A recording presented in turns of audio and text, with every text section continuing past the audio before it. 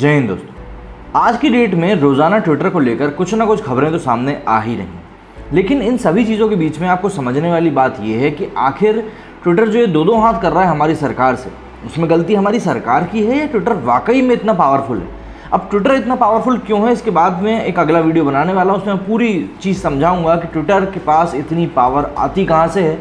हम दुनिया भर के लेवल पे बात करेंगे इस वीडियो में, लेकिन इस वीडियो में हम बात करते हैं जो कल कुछ कर्मकांड हुए हैं भारत में ट्विटर को लेकर।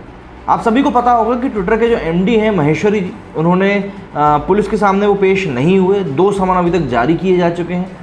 सुना है मैंने कि भाई 3 समन के बाद कड़ी कार्रवाई की जाती है। पुलिस ने भी शायद इस बारे में उनको बोल दिया है, चेता दिया है। लेकिन कल जो ट्विटर ने किया कि हमारे जो आईटी मिनिस्टर हैं भाई रविशंकर प्रसाद जी, उनके अकाउंट को 1 घंटे के लिए ब्लॉक कर दिया गया। अब सुनने में तो ये लगेगा कि यार 1 घंटे के लिए ही तो ब्लॉक किया था, इसमें बड़ी बात क्या है। दरअसल इसमें बड़ी बात यह है कि आप किसी ऐसे व्यक्ति का अकाउंट ब्लॉक कर रहे हो जो कि भारत में उसी चीज़ मतलब आईटी को ही लेकर एक जिम्मेदार व्यक्ति है। दूसरी बात, आपने जिन नियमों का हवाला देकर उनके अकाउंट को ब्लॉक किया वो नियम आप अमेरिका के बता रहे हो। और तीसरी बात, आप कॉपीराइट की बात करते हुए उस अकाउंट को 1 घंटे के लिए ब्लॉक कर रहे हो। अब इन चीज़ों में आपने तो एक नियम का हवाला दे दिया, लेकिन उन नियम के बारे में जिन चीज़ों का हवाला आपने दिया है उसकी डिटेल कौन देगा। और डिटेल्स अक्सर सुना है मैंने कि ट्विटर जो है वो दबा जाता है। अब ऐसा ही मामला कल ही देखने को मिला वरुण गांधी के भी केस में। उनको भी ट्विटर की तरफ से एक ईमेल आया जिसमें बताया गया कि भाई हम आपके साथ ट्रांसपेरेंसी बरत रहे हैं, मतलब खुद को पूरी तरीके से सही रख देगा ये।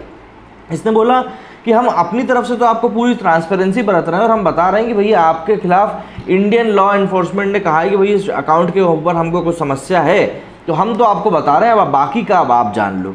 तो वरुण गांधी ने सीधे तौर पर यही कहा कि आप मेरे को पूरी बात तो बताओ, ये आधी अधूरी बात करने से क्या मतलब होता है। और इसके ऊपर जो संसदीय स्थायी कमेटी जो स्टैंडिंग कमेटी के अध्यक्ष जो हैं शशि थरूर, उन्होंने भी इसको लेकर एक टिप्पणी कर दी कि भाई इस बारे में ट्विटर से जानकारी मांगी जाएगी कि ये क्यों हो रहा है जो भी कुछ हो रहा है। क्योंकि कई लोग ट्विटर के द्वारा की जा रही इन हरकतों को एक मतलब मस्खरी के रूप में भी देख रहे हैं कि भैया देखो हम तो तुम्हारे मजे ले सकते हैं और तुम हमारा कुछ भी नहीं बिगाड़ सकते। सीधे तौर पर लोगों को यही संदेश जा रहा है। वहीं जो मैंने कुछ वीडियोस ट्विटर के ऊपर डाले, उन वीडियोस के कमेंट्स में भी मुझे आप लोगों की नाराज़गी देखने के लिए मिली कि किस तरीके से लोग भी इस बात को लेकर नाराज़ हैं कि आखिर सरकार कोई सख्त कदम क्यों नहीं उठा रही है ट्विटर के खिलाफ, जब ट्विटर इतनी ही मस्खरी के ऊपर उतर आया है। क्योंकि बाकी सोशल मीडिया वेबसाइट की हम बात करें तो लगभग सभी ने भारत ने जो नियम बनाए उन सभी नियमों को मान लिया है। और जाहिर सी बात है, अगर आप किसी किराए की दुकान में जाकर अपनी दुकान खोल रहे हो तो उस मकान मालिक की शर्तें तो आपको माननी पड़ेंगी। अब अगर आप बोल रहे हो कि भाई नहीं मेरे को तो यहाँ पे शराब की दुकान खोलनी है, किराने की दुकान के नाम पर आपने शराब की दुकान खोल ली, अब मकान मालिक अगर आपको बोल रहा है कि नहीं तुम शराब नहीं बेच सकते, तो आप नहीं बेच सकते, ये बात आपको माननी पड़ेगी। लेकिन ट्विटर जो है वो इस बारे में कुछ बात करने को तैयार नहीं है। एक अड़ियल किराएदार की तरह वो अपनी बात पर अड़ गया है। ट्विटर और भारत सरकार के बढ़ते विवाद के बीच कई नेता माइक्रो ब्लॉगिंग प्लेटफॉर्म की मनमानियों को लेकर लगातार मुखर हैं। पीलीभीत से भाजपा सांसद वरुण गांधी ने नोटिस भेजने पर ट्विटर को लताड़ लगाई। वहीं कांग्रेस सांसद शशि थरूर ने बताया है कि उनका अकाउंट भी ब्लॉक कर दिया गया था। इसी तरह शुक्रवार 25 जून को केंद्रीय सूचना प्रौद्योगिकी मंत्री रविशंकर प्रसाद के अकाउंट को भी करीब 1 घंटे के लिए ट्विटर ने ब्लॉक कर दिया था। वरुण गांधी को ट्विटर ने नियम उल्लंघन को लेकर एक मेल भेजा है। उन्होंने इस मेल का स्क्रीनशॉट शेयर कर कंपनी से इस संबंध में जवाब मांगा है। वरुण गांधी ने ट्वीट करके कहा कि मैंने किसी भी कानून का उल्लंघन नहीं किया है, मेरे ट्वीट में कुछ भी आपत्तिजनक चीज़ें नहीं थी और ट्विटर को इस मेल के लिए स्पष्टीकरण देना चाहिए कि ये किस आधार पर मुझे भेजा गया है। अपने ट्वीट में उन्होंने कहा कि ट्विटर लंबे समय से उन नागरिकों की बुलिंग कर रहा है जो भिन्न राजनीतिक मत रखते हैं। बता दें कि वरुण गांधी द्वारा शेयर किए गए स्क्रीनशॉट में लिखा है कि पारदर्शिता का ध्यान रखते हुए हम आपको इस बारे में जानकारी दे रहे हैं। हमने रिपोर्ट किए गए कंटेंट के बारे में कोई एक्शन नहीं लिया है। हम अपने यूज़र्स की आवाज़ का सम्मान और बचाव करते हैं। हमारी ये नीति है कि अगर हमें किसी सरकारी एजेंसी से कानूनी अनुरोध मिलता है तो हम यूज़र्स को इस बारे में सूचित करें। गौरतलब है कि ट्विटर और भारत सरकार के बीच नियमों को लेकर चल रही खींचतान में आज आईटी मंत्री रविशंकर प्रसाद का अकाउंट भी 1 घंटे के लिए ब्लॉक कर दिया गया था। ट्विटर ने अमेरिकी कानून का हवाला देते हुए केंद्रीय मंत्री का अकाउंट ट्विटर पर ब्लॉक कर दिया था। हालांकि चेतावनी देने के बाद फिर से अकाउंट को बहाल कर दिया गया। अब जाहिर सी बात है, इतनी तनातनी के बीच में कुछ बातें तो निकलकर सामने आनी ही थी। रविशंकर प्रसाद ने खुद ट्वीट करके इस बात में जानकारी दी। इसके बाद शशि थरूर ने रविशंकर प्रसाद के ट्वीट को साझा करते हुए बताया कि उनके साथ भी ऐसा ही हुआ था।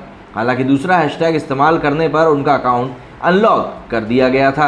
अब इसके साथ ही शशि थरूर ने आगे कहा कि सूचना प्रौद्योगिकी पर संसदीय स्टैंडिंग कमेटी के चेयरमैन के तौर पर मैं कह सकता हूं कि हम ट्विटर इंडिया से रविशंकर प्रसाद और मेरा अकाउंट ब्लॉक कर दें और भारत में संचालन के नियमों और प्रक्रियाओं पर जवाब मांगेंगे। उल्लेखनीय है कि भारतीय नेताओं के विरुद्ध ट्विटर की कार्रवाई उस समय की गई थी जब नए आईटी नियमों का पालन न करने के कारण सोशल मीडिया प्लेटफॉर्म को कई बार फटकार का सामना करना पड़ा था। अब जाहिर सी बात है, एक बार फिर से हम उसी एग्जाम्पल के ऊपर वापस आते हैं कि मान लीजिए कि आप अपनी दुकान में शराब बेच भी रहे हैं तो आप मकान मालिक को ही बेचने से मना कर दोगे। भाई इसी तरह की कुछ चीज़ें हैं जो कि निकल कर सामने आ रही है। वरुण गांधी का आरोप हो, चाहे शशि थरूर का आरोप हो, चाहे रविशंकर प्रसाद जी का आरोप हो, इन आरोपों के जड़ क्या है ये तो आपको समझनी ही पड़ेगी, क्योंकि ट्विटर एक ऐसी वेबसाइट है जो कि ऑल ओवर दी वर्ल्ड जानी पहचानी है। हम थोड़ी देर के लिए इसके बारे में कुछ अच्छी बातें कर रहे हैं तो ये पूरी दुनिया भर में जानी पहचानी वेबसाइट है। ऐसे में अगर आप ट्विटर में कुछ बोलते हो तो उसको एक वैश्विक मंच मिलता है। हालांकि अब भारत में भी इस प्रकार की एप्लीकेशंस को तैयार किया जा रहा है जिनको कि वैश्विक रूप से एक एक्नॉलेजमेंट मिल सके, रिकग्निशन मिल सके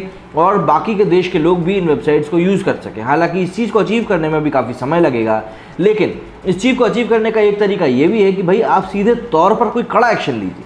भाई जिस तरीके से पब्लिक ने पबजी को बैन कराया था कि पब्लिक की हाई डिमांड थी कि पबजी जो है वो बच्चों की तरह के ऊपर गलत असर डाल रहा है, उसके बाद सरकार ने कड़ा एक्शन लेते हुए पबजी को बैन कर दिया था। उसी तरह की मांग एक बार फिर से उठ रही है कि भाई ट्विटर को भी बैन किया जाए।